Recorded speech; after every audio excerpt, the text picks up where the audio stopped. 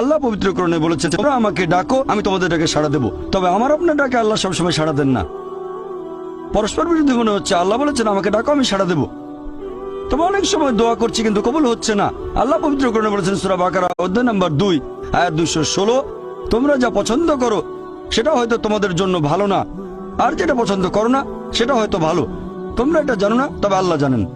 উদাহরণস্বরূপ ধরেন একজন তরুণ ছেলে, বয়স হয়তো 20 বছর, সে দোয়া করছে, হে আল্লাহ সুবহানাহু ওয়া তাআলা একটা BMW দিয়ে দাও। জানি না BMW নাম শুনেছেন কিনা, BMW মোটরসাইকেল। আমি চাই একটা BMW মোটরসাইকেল, খুব ভালো মোটরসাইকেল।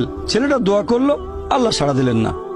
হয়তো আল্লাহ জানেন যে আল্লাহ যদি তাকে মোটরসাইকেল দিতেন, সে অ্যাক্সিডেন্ট করতো, পা ভেঙে ফ্র্যাকচার হতো, পঙ্গু হয়ে পড়ে থাকতো। তাহলে এখানে আল্লাহ সুবহানাহু ওয়া তাআলা তার ডাকে সাড়া দিয়েছেন সাড়া না দেওয়ার মাধ্যমে। আল্লাহ তার ডাকে সাড়া দিয়েছেন সাড়া না দেওয়ার